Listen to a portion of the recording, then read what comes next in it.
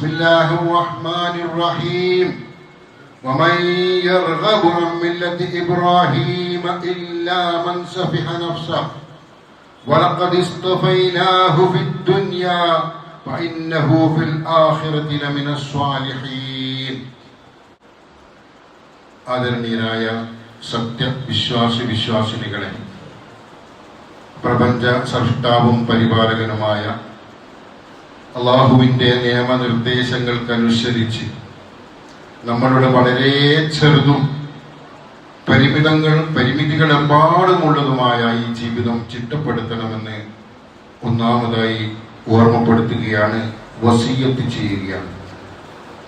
നമ്മളൊക്കെ ഹൃദയത്തിൽ ഈ ദിവസങ്ങളിൽ കൊണ്ടു നടക്കുന്ന മഹാപ്രവാചകൻ ഇബ്രാഹിം നബി അലൈഹിസ്സലാത്തു വസ്സലാമയുടെ ത്യാഗോജ്ജലമായ ജീവിതാനുഭവങ്ങൾ, ആ ജീവിതാനുഭവങ്ങളിലൂടെ ലോകം ശ്രദ്ധിക്കേണ്ടുന്ന ഒരുപാട് പാഠങ്ങൾ വിശുദ്ധ ഖുർആനിലൂടെയും പ്രവാചകന്റെ വചനങ്ങളിലൂടെയും ലോകത്തോട് പറഞ്ഞതാണ്.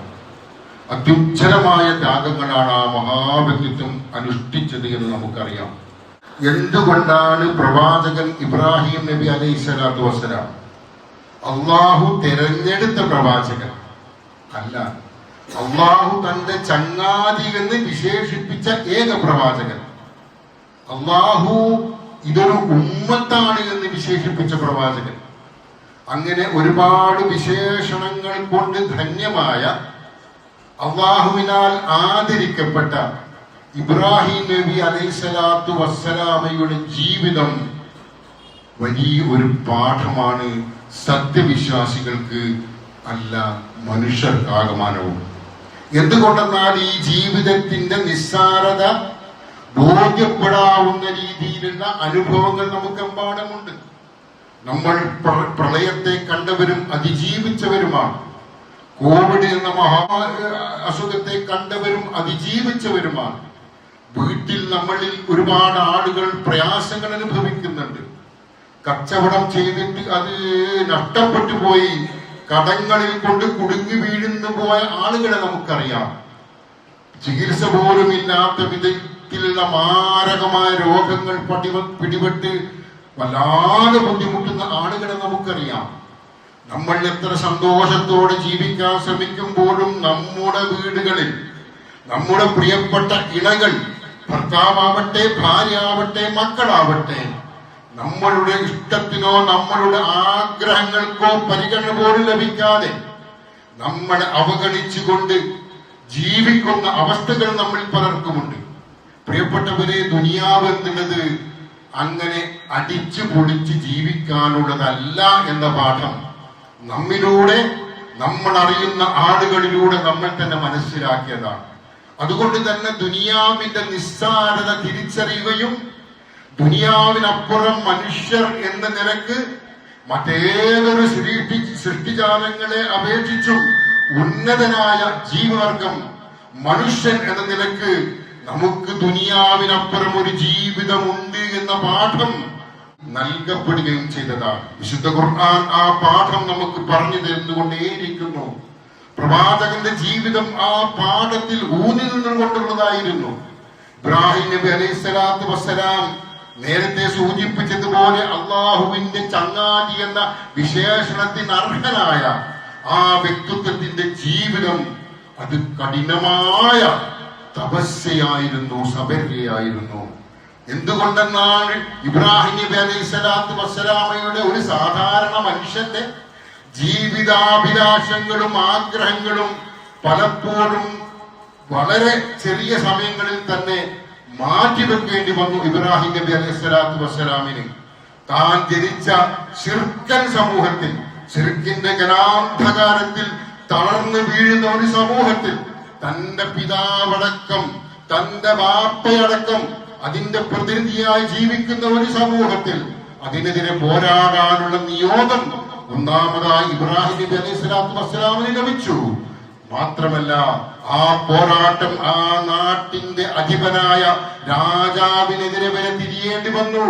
രാജാവ് പോലും പതറിപ്പോകുന്ന ഈമാനിന്റെ കരുത്ത് ഇബ്രാഹിം നബി അലൈഹിസ്സലാത്തു വസ്സലാം പ്രകടിപ്പിച്ചപ്പോൾ, അത് പ്രഖ്യാപിച്ചപ്പോൾ നമുക്കറിയാവുന്നതുപോലെ തീയിലേക്ക് ഇബ്രാഹിം നബിയെ വലിച്ചെറിയുകയും ആ തീ പോലും കുളിർകോരുന്ന തണുപ്പായി അള്ളാഹു ഇബ്രാഹിം നബി അലൈഹി സ്വലാത്തു വസ്സലാമിന് നൽകുകയും ചെയ്തു. വിശദീകരിക്കുകയല്ല ചരിത്രം. തുടർന്ന് ഇബ്രാഹിം നബിയുടെ യാത്രയാണ്. ആ യാത്രയിൽ ഇബ്രാഹിം നബി അലൈഹി സ്വലാത്തു വസ്സലാം തന്റെ 80ാമത്തെ വയസ്സിലും പ്രാർത്ഥനാ നിരതനായത് ഒരു കുഞ്ഞുമോനെ കിട്ടാനായിരുന്നു. 80 വയസ്സ് പ്രായമാകുന്നപ്പോഴാണ് ഒരു കുഞ്ഞിനെ ഇബ്രാഹിം നബി അലൈഹി സ്വലാത്തു വസ്സലാമിന് കിട്ടുന്നത്. ആ കുഞ്ഞിനെയും ഭാര്യയെയും വിജനമായ ഒരു സ്ഥലത്ത് ഉപേക്ഷിക്കണമെന്നുള്ള കൽപ്പന അല്ലാഹു നടത്തിയപ്പോ ഒരു സങ്കോചവും ഇബ്രാഹിം നബി അലൈഹി സ്വലാത്തു വസ്സലാമിന് ഉണ്ടായില്ല. ഇബ്രാഹിം നബി അലൈഹി സ്വലാത്തു വസ്സലാം അവരെ മരുഭൂമിയിൽ കൊണ്ടാക്കി തിരിച്ചു വരികയാണ്. തിരിച്ചു വരുമ്പോ അവരെ തിരിഞ്ഞു നോക്കാൻ ഇബ്രാഹിം നബി അലൈഹി സ്വലാത്തു വസ്സലാമക്ക് കഴിയുന്നില്ല. മനസ്സ് വിങ്ങുകയാണ്. ആ തിരിഞ്ഞു നോക്ക് പോലും ചെയ്യാതെ മുന്നോട്ട് നടന്നു പോകുന്നതിനിടയിൽ ഭാര്യ ചോദിക്കുകയാണ്, ഹാജറ ബീവി ചോദിക്കുകയാണ്, അല്ല ഇത് അള്ളാഹുവിന്റെ കൽപ്പനയാണോ? അതെ എന്ന് ഇബ്രാഹിം നബി അലൈഹി സ്വലാത്തു വസ്സലാം പറഞ്ഞപ്പോ ഹാജറക്ക് സമാധാനമായി. ഈ കുഞ്ഞിനെയും എന്നെയും സംരക്ഷിക്കാൻ അല്ലാഹു ഉണ്ട് എന്ന ദൃഢമായ ബോധ്യം ഹാജറ ബീവിക്കും ലഭിച്ചിരുന്നു.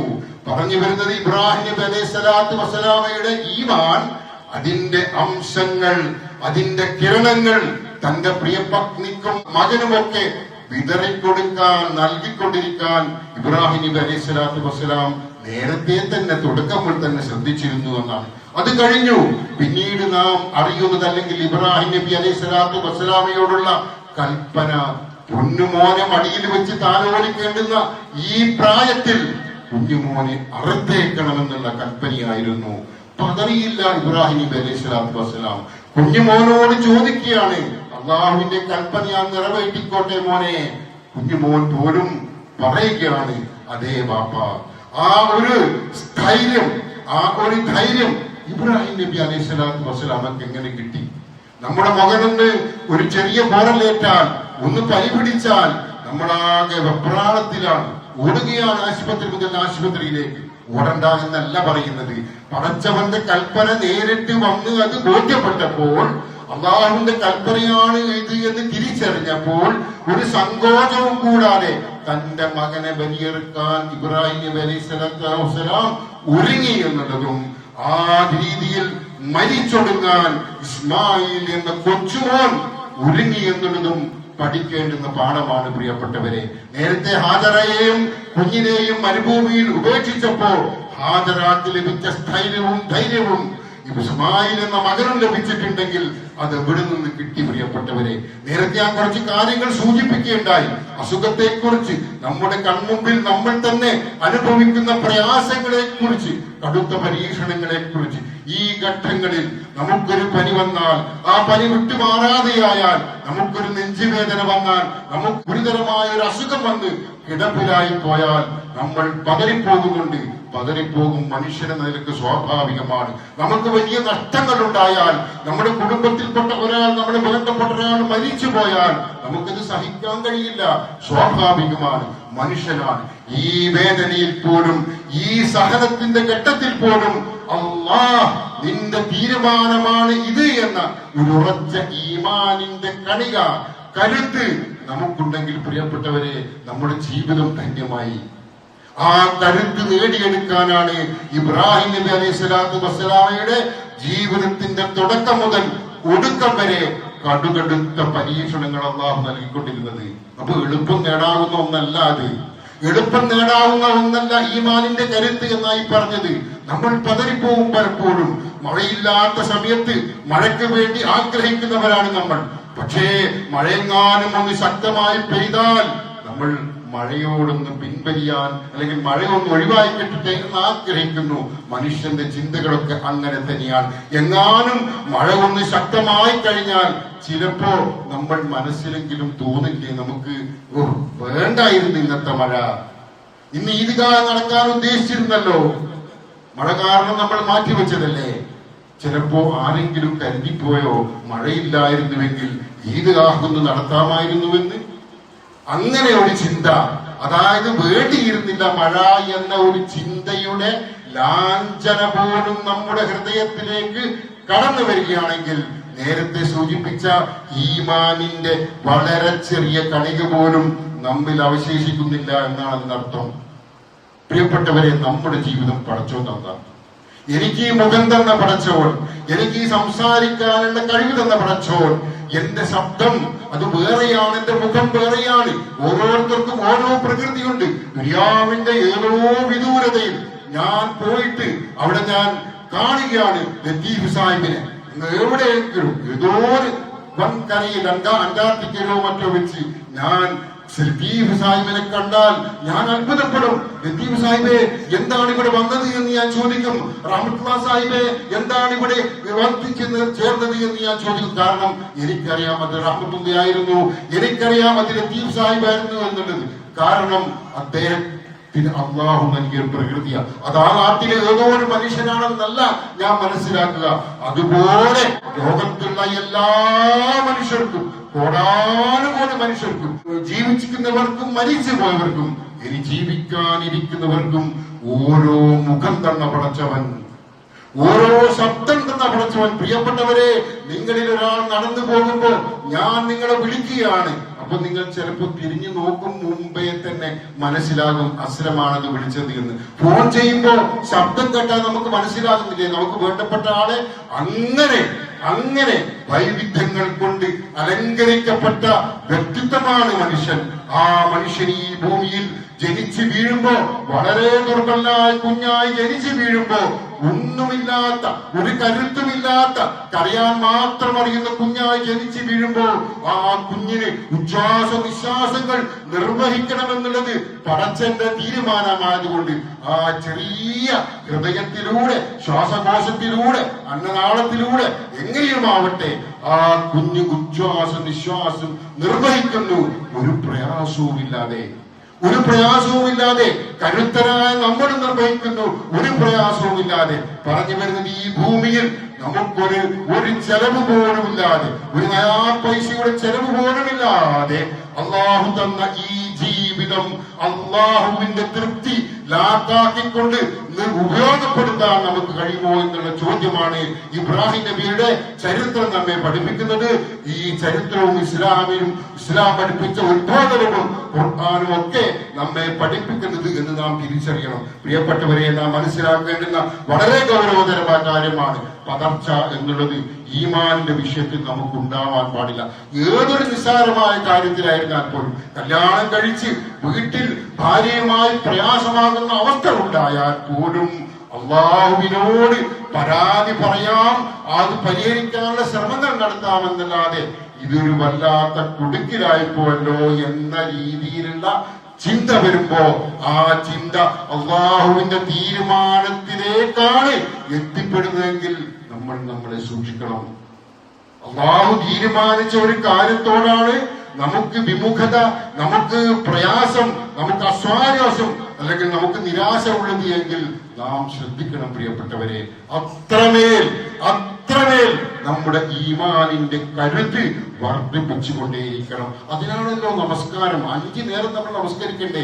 എന്തേ ഒരു നേരത്തെ രാത്രി ജോലിയൊക്കെ കഴിഞ്ഞ് എല്ലാം കഴിഞ്ഞ് വീട്ടിൽ വന്ന് കുളിച്ച് ഫ്രഷ് ആയിട്ട് ഒരു നേരത്തെ നിസ്കാരം അത് മതി, ക്ലിയറായി എന്ന് വെച്ചുകൂടായിരുന്നോ? എന്തിനാണ് 5 നേരത്തെ നമസ്കാരം അള്ളാഹു നമുക്ക് നൽകിയത്? നമ്മുടെ സമയം അതിക്രമിച്ച് അള്ളാഹുവിനെ കുറിച്ചുള്ള ഓർമ്മയിൽ നിന്ന് അകന്നകന്നു പോയി. സുബഹിക്കോ ദുഹറിനോ അസറിനോ മഗ്രിബിനോ നമസ്കാരമില്ലാത്ത ഒരു സാഹചര്യമാണെങ്കിൽ നിശ്ചയം ആ മനുഷ്യനെ പിടിച്ചാൽ കിട്ടുകയില്ല എന്നുള്ളത് വസ്തുതയാണ്. അതാണ് മനുഷ്യൻ. അതുകൊണ്ട് തന്നെയാണ് അവനെ കയറിട്ട് നിർത്തിയിരിക്കുന്നത് നമസ്കാരത്തിലൂടെ, റമദാനിലെ നോമ്പിലൂടെ, ഈ ഹജ്ജിലൂടെ. പ്രിയപ്പെട്ടവരെ, ലക്ഷക്കണക്കിന് രൂപ കൊടുത്തല്ലേ ഓരോ ഹാജിമാരും ഈ പ്രാവശ്യം ഹജ്ജിന് പോയിരിക്കുന്നത്? ചിലർ പൈസ അങ്ങനെ, ചിലപ്പോൾ ഒരു ഹജ്ജിന് പോകാൻ വേണ്ടി ഒരാൾ സമ്പാദിച്ച അതിന്റെ സമയം വർഷങ്ങളായിരിക്കാം. വർഷങ്ങളുടെ സമ്പാദ്യം കൊണ്ടാണ് ഇന്ന് ഹജ്ജിന് പോകുന്നത്. എന്തിന്? പടച്ചവന്റെ പ്രീതി നേടാൻ വേണ്ടി. എന്നാൽ പടച്ചവന്റെ പ്രീതി നേടാൻ നമുക്ക് കഴിയണമെങ്കിൽ അള്ളാഹു മുന്നോട്ട് വെച്ച ഡിമാൻഡ് ഈമാൻ നിങ്ങൾക്കുണ്ടാകണമെന്നാണ്. എന്താ ഈമാൻ ഉണ്ടാകുക എന്ന് പറഞ്ഞാൽ അത് നമ്മുടെ ജീവിതത്തിന്റെ സർവ്വ സമയങ്ങളിലും, നമ്മൾ ദാമ്പത്യ ജീവിതം നയിക്കുമ്പോൾ, നമ്മൾ മക്കളെ സംരക്ഷിക്കുമ്പോൾ, നമ്മൾ അവർക്ക് ഉപജീവന മാർഗം നൽകുമ്പോൾ, നമ്മൾ ആളുകളുമായി സമരസപ്പെട്ട് പോകുമ്പോൾ, നമ്മൾ ബന്ധുമിത്രാദികൾക്ക് സഹായം നൽകുമ്പോൾ, നമ്മൾ അല്പത്വവുമായി നല്ല നിലയിൽ പ്രവർത്തിക്കുമ്പോഴൊക്കെ തന്നെ അത് അള്ളാഹുവിന്റെ കൽപ്പനയാണ് എന്ന ഒരു ചിന്ത കൂടി നമുക്കുണ്ടാവണം. ഒരുപാട് മനുഷ്യന്മാരെ നമുക്ക് കാണാം, ആളുകൾക്ക് വേണ്ടി ജീവകാരുണ്യ പ്രവർത്തനത്തിൽ മുഴുകിയ ഒരുപാട് ആളുകളുണ്ട്. പക്ഷേ ചിലരെങ്കിലും യഥാസമയത്ത് നിസ്കരിക്കുന്ന കാര്യത്തിൽ വീഴ്ച വരുത്തുന്നില്ലേ? ഉണ്ടാവും, നമുക്കൊക്കെ അറിയാം. ആളുകളെ സഹായിക്കുക എന്നുള്ളത് മനുഷ്യ സഹജമായ ഒരു വികാരമാണ്. പക്ഷേ പടച്ചവൻ പറഞ്ഞത് ആളുകളെ സഹായിക്കാൻ മുട്ടിട്ടിറങ്ങുന്നവൻ അള്ളാഹുവിന്റെ തീരുമാനമനുസരിച്ചാണ് ഞാൻ ഇന്ന് ഇറങ്ങിയിരിക്കുന്നത് എന്ന നിയ്യത്തോടെ വേണം അത് നിർവഹിക്കാൻ. വഴിയിൽ നിന്ന് നമ്മളിപ്പോ പള്ളിയിലേക്ക് വരുമ്പോ വഴിയിൽ ഒരു തടസ്സമുണ്ടായാൽ, ഒരു മുള്ളുണ്ടായാൽ ആ മുള്ളു നീക്കി മുന്നോട്ട് വരിക എന്നുള്ളത് പുണ്യകരമായ കാര്യമാണ്, സദഖയാണ്. എന്തിനാ മുള്ളു നിൽക്കുന്നത്? എനിക്ക് ശേഷം ആ വഴിയിലൂടെ പിന്നാലെ വരുന്ന ആള് ചിലപ്പോ എന്റെ ശത്രുവായിരിക്കാം, ചിലപ്പോ എനിക്കെന്തോ തൃപ്തിക്കുറവുള്ള മനുഷ്യനായിരിക്കാം, ചിലപ്പോ ഞാനുമായി പടപൊരുക്കിയ മനുഷ്യനായിരിക്കാം, എന്റെ ആദർശ വിരോധിയായിരിക്കാം. ആരാവട്ടെ ആ വരുന്നവനും വഴിയൊരുക്കി കൊടുക്കുക എന്നുള്ളത് ഈമാനിന്റെ ഭാഗമാണ്. പ്രിയപ്പെട്ടവരെ, ഇസ്ലാം എന്നുള്ളത് വളരെ മനോഹരമായ ഒരു മതമാണ്. ഈ ലോകത്തിന്റെ മുന്നിൽ നമുക്ക് സമർപ്പിക്കാനുള്ള ഏറ്റവും മികവുറ്റ ആദർശമാണ് ഇസ്ലാം. ഇസ്ലാമിലെ ഈ ചിന്തകളൊക്കെ തന്നെയും, ഞാൻ ഈ പറഞ്ഞ കാര്യങ്ങളൊക്കെ തന്നെയും ചെറിയ ചിന്തകളാണ് ഞാൻ നിങ്ങളുടെ മുമ്പിൽ ഇട്ട് തന്നിരിക്കുന്നത്. അതൊക്കെ തന്നെയും അതിമഹത്തരമാണ്. ഒരു മനുഷ്യൻ, ഒരു സമൂഹം, അതൊന്നടങ്കം, ഒരു കുടുംബം, ഒരു സമൂഹം ഒന്നടങ്കം ഏറ്റവും നല്ല നിലയിൽ, ഏറ്റവും സമാധാനപൂർവ്വം ജീവിക്കാൻ ആവശ്യമായ നിർദ്ദേശങ്ങളെ ഇസ്ലാം നമ്മുടെ മുമ്പിൽ സമർപ്പിച്ചിട്ടുള്ളൂ. സമാധാനം എന്തെങ്കിലും നമുക്ക് ലഭിക്കണമെങ്കിൽ പടച്ചവനിൽ ഉറച്ച വിശ്വാസം ഉണ്ടാവണം. നേരത്തെ സൂചിപ്പിച്ച അസുഖം വന്നാൽ പതറിപ്പോവാത്ത, മകൻ പരീക്ഷയിൽ തോറ്റാൽ രോഷാകുള്ളാവാത്ത മാനസികാവസ്ഥ നമുക്കുണ്ടാവണമെങ്കിൽ അള്ളാഹുവിൽ അടിയുറച്ച വിശ്വാസം ഉണ്ടാവണം. ആ വിശ്വാസത്തെ എങ്ങനെ നമുക്ക് വർദ്ധിപ്പിക്കാൻ കഴിയുമെന്ന പാഠം, ആ വിശ്വാസവുമായി നമുക്ക് ഇഴകിച്ചേർന്നുകൊണ്ട് കുടുംബജീവിതത്തിലായാലും സമൂഹ ജീവിതത്തിലായാലും നമുക്ക് ജീവിക്കാൻ കഴിയുമെന്നുള്ള പാഠമാണ് ഇബ്രാഹിം അലൈഹിസ്സലാത്തു വസ്സലാം നമുക്ക് നൽകിയിരിക്കുന്നത്. ഓരോ വർഷവും ഇത്തരം സന്ദർഭങ്ങളിൽ ഓർമ്മിച്ച് മറച്ചു കളയാനുള്ളതല്ല ഇബ്രാഹിം നബി അലൈഹിസ്സലാത്തു വസ്സലാമയുടെ ചരിത്രം. അതുകൊണ്ട് ഞാൻ അവസാനിപ്പിക്കുകയാണ്. പ്രിയപ്പെട്ടവരെ, ഖാല ലാ തഖാഫാ ഇന്നനീ മഅകുമാ അസ്മഉ വഅറാ. അള്ളാഹു പറയുകയാണ്, നിങ്ങൾ ഭയപ്പെടേണ്ട, തീർച്ചയായും ഞാൻ നിങ്ങളുടെ കൂടെയുണ്ട്. നമ്മുടെ കൂടെയുണ്ട് പടച്ചവൻ വാഗ്ദാനം ചെയ്യാം, ഖുർആനിലൂടെ പറയാ. അത് പൊള്ളുവാക്കായിരിക്കില്ലല്ലോ, അത് പൊള്ളുവാക്കായിരിക്കില്ല. അള്ളാഹു നമ്മുടെ കൂടെയുണ്ട് എന്നാ പറഞ്ഞത്. അള്ളാഹു നമ്മുടെ കൂടെയുണ്ടെങ്കിൽ, നമ്മുടെ കൂടെയുള്ള അള്ളാഹു നമ്മെ സംരക്ഷിച്ചു കൊണ്ടേയിരിക്കണമെങ്കിൽ നമ്മുടെ ഈ പറഞ്ഞ ഈമാനിന്റെ കരുത്താർജിക്കണം. വിശുദ്ധ ഖുർആൻ പറയുകയാണ് സൂറത്തുൽ അറാഫിൽ, വല്ലദീന കദ്ദബൂ ബിആയാതിനാ സനസ്തദ്രിജുഹും മിൻ ഹൈസു ലാ യഅലമൂൻ. എന്നാൽ നമ്മുടെ ദൃഷ്ടാന്തങ്ങളെ നിഷേധിച്ച് കളയുന്നവർ, അള്ളാഹുവിനെ അവഗണിക്കുന്ന, അള്ളാഹു അതവിടെ നിൽക്കട്ടെ, ഇപ്പോഴത്തെ എന്റെ പ്രായം, എന്റെ സാമ്പത്തികം, എന്റെ സൗന്ദര്യമൊക്കെ കൊണ്ട് ഞാനൊന്ന് ആസ്വദിക്കട്ടെ എന്ന് ചിന്തിക്കുന്ന ആളുകളോട് അവനെ എപ്പോഴാണ് മരണം പിടികൂടുക എന്നറിയില്ല. അതുകൊണ്ട് തന്നെ അങ്ങനെ അലസമായി ജീവിക്കുന്ന ആളുകളോട് ഖുർആൻ പറയുകയാണ്, നമ്മുടെ ദൃഷ്ടാന്തങ്ങളെ നിഷേധിച്ച് കളയുന്നവരാവട്ടെ, അവരറിയാത്ത വിധത്തിൽ അവരെ നാം മെല്ലെ മെല്ലെ പിടികൂടുക തന്നെ ചെയ്യും. ولا تحسبن الله غافلا عما يعمل الظالمون انما يؤخرهم ليوم تشخص فيه الابصار. സൂറത്ത് ഇബ്രാഹിമിൽ പറയാണ്, അക്രമികൾ പ്രവർത്തിച്ചു കൊണ്ടിരിക്കുന്നതിനെ പറ്റി അള്ളാഹു അശ്രദ്ധനാണെന്ന് നിങ്ങൾ കരുതല്ലേ. നമ്മൾ വിചാരിക്കല്ലോ ഇറാനിലായാലും പലസ്തീനായാലും മറ്റവർക്ക് ഭയങ്കര കരുത്തല്ലേ, അവരല്ലേ ഇങ്ങനെ ഈ സമൂഹത്തിനെതിരെ ഇങ്ങനെ ബുദ്ധിമുട്ടിച്ചു കൊണ്ടിരിക്കുന്നത് എന്ന്. പേടിക്കണ്ട, അള്ളാഹു പറയാണ് ഈ വിഷയത്തിൽ ഞാൻ അശ്രദ്ധനാണെന്നൊന്നും നിങ്ങൾ കരുതണ്ട കേട്ടോ.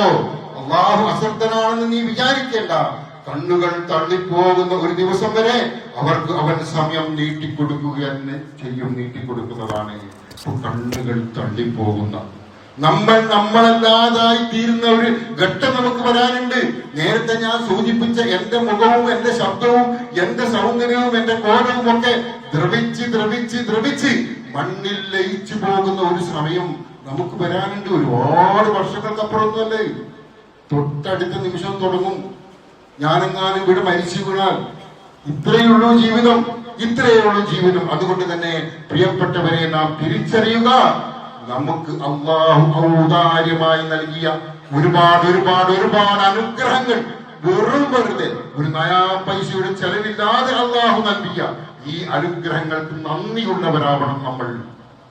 ആ നന്ദി നമ്മൾ പ്രകടിപ്പിക്കാൻ അള്ളാഹു കൽപ്പിച്ച, ഖുർആൻ കൽപ്പിച്ച, പ്രവാചകനിലൂടെ മാതൃകയാക്കിയ ഇസ്ലാമിക അധ്യാപനങ്ങൾ പുലർത്തുക എന്ന് മാത്രം പറഞ്ഞുകൊണ്ട് ഞാൻ അവസാനിപ്പിക്കുകയാണ്. നമുക്ക് ഇത് കഴിഞ്ഞിട്ട് ഉദുഹത്ത് നിർവഹിക്കേണ്ടതുണ്ടല്ലോ. വലിയൊരു പുണ്യകർമ്മം. പ്രവാചകൻ പറഞ്ഞത് ഉദുഹിയത്ത് അറക്കാൻ കഴിവുണ്ടായിട്ടും അങ്ങനെ ചെയ്യാത്തവർ നമ്മുടെ നമസ്കാരത്തിൽ മുസല്ലയിലേക്ക്, ഈദ്ഗാഹിലേക്ക്, പള്ളിയിലേക്ക് പെരുന്നാൾ നിസ്കരിക്കാൻ വരണ്ടെന്നാണ്. കഴിവുള്ളവരെ, എല്ലാവർക്കും ചിലപ്പോൾ കഴിഞ്ഞോളന്നില്ല. അത്രമേൽ പ്രസക്തമായ കാര്യമാണ് ഉദുഹിയത്ത്. ആ ഉദുഹിയത്തിന്റെ മാംസം വിതരണം ചെയ്യുമ്പോ 3 ഓഹരിയാക്കി വെച്ചുകൊണ്ട് ആണ് നൽകേണ്ടത്. അതിൽ 1/3 കുടുംബത്തിനാണ്, മറ്റൊന്ന് അയൽവാസികൾ, അതായത് അടുത്ത വീട്ടുകാർക്കിടയിലെ നമുക്കറിയാവുന്ന ആളുകൾക്കിടയിലെ പ്രയാസപ്പെടുന്ന അഗതികൾക്കാണ്, 1 ചോദിച്ചു വരുന്നവർക്കുമാണ്. അപ്പൊ ഈ ചോദിച്ചു വരുന്നവരും അയൽവാസികളിലെ അഗതികളും എന്ന് പറഞ്ഞെടുത്ത് മുസ്ലിങ്ങൾ മാത്രമാണ് എന്ന് പറഞ്ഞിട്ടില്ല. ചിലർക്കെങ്കിലുമുള്ള ഒരു സംശയമാണ് എന്ന് പറഞ്ഞിട്ടില്ല. വളരെ വ്യക്തമായിട്ട് പണ്ഡിതന്മാർ, സലഫി പണ്ഡിതന്മാരടക്കം അത് പറഞ്ഞിരിക്കുന്നത് അമുസ്ലിങ്ങൾക്കും ഉദുഹിയത്തിന്റെ മാംസം കൊടുക്കാമെന്നാണ്. ഇമാം അബൂ ഹനീഫ നമുക്കറിയാം, അദ്ദേഹത്തിന്റെ ഗ്രന്ഥത്തിൽ വളരെ വ്യക്തമായി തന്നെ അത് വിശദീകരിച്ചിട്ടുണ്ട്. ഇമാം നബവി റഹ്മത്തുള്ളാഹി അലൈഹി വിശദീകരിച്ചിട്ടുണ്ട്.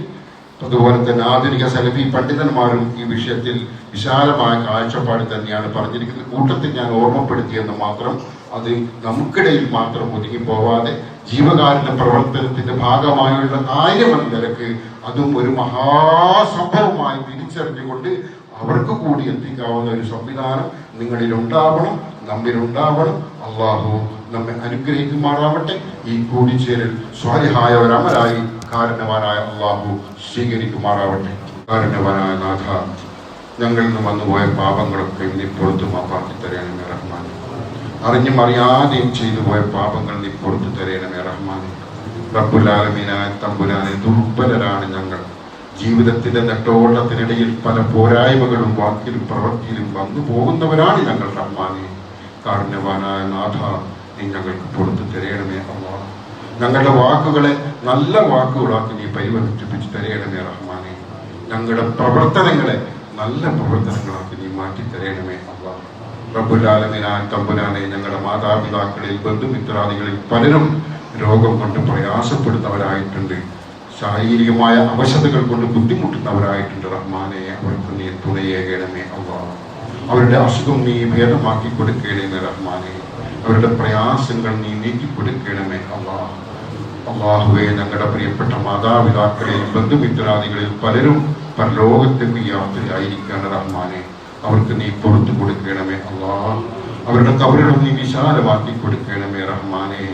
ജീവിതത്തിൽ അവരുടെ ഓട്ടത്തിനിടയിൽ അവരിൽ വന്നുപോയ പോരായ്മകളും പാളിച്ചകളും കാരണവാനായ റഹ്മാനെ നീ പുറത്ത് മാപ്പാക്കി കൊടുക്കണമേ അല്ലാഹ്. നിന്റെ മഹാ അനുഗ്രഹമായ സ്വർഗത്തിൽ അവരെയും ഞങ്ങളെയും നീ ഉൾപ്പെടുത്തണമേ റഹ്മാനെ. കടുത്ത പരീക്ഷണങ്ങളെ തൊട്ട് ഞങ്ങളെ നീ കാത്തിരക്ഷിക്കണമേ അല്ലാഹ്. മാറാരോഗങ്ങൾ, കടങ്ങൾ, അപകടങ്ങൾ, അപ്രതീക്ഷിതമായി ഉണ്ടാകുന്ന ദുരന്തങ്ങൾ, അപമാനിക്കപ്പെട്ടു പോകുന്ന സാഹചര്യം, ഇവയെ തൊട്ടൊക്കെ ഞങ്ങളെ നീ കാത്തിരക്ഷിക്കണമേ റഹ്മാനെ. ലോകത്തിന്റെ വിവിധ ഭാഗങ്ങളിൽ സത്യവിശ്വാസികളായി എന്നതിന്റെ പേരിൽ കടുത്ത പീഡനങ്ങൾക്ക് വിധേയരായിക്കൊണ്ടിരിക്കുകയാണ് റഹ്മാനെ പലരും. റബ്ബേ, അവർക്ക് നീ സുരക്ഷിതത്വം നൽകണമേ. അവർക്ക് നീ സംരക്ഷണം നൽകണമേ റഹ്മാനെ. ഇബ്രാഹിമി മില്ലത്ത്, ഈ പാത ഉൾക്കൊണ്ട് ജീവിക്കുന്ന സത്യവിശ്വാസികളുടെ കൂട്ടത്തിൽ ഞങ്ങളെ നീ ഉൾപ്പെടുത്തണമേ. اللهم اغفر للمؤمنين والمؤمنات والمسلمين والمسلمات الأحياء منهم والأموات إنك مجيب الدعوات ويا قاضي الحاجات. ربنا لا تزغ قلوبنا بعد إذ هديتنا وهب لنا من لدنك رحمة إنك أنت الوهاب. اللهم أجرنا من النار.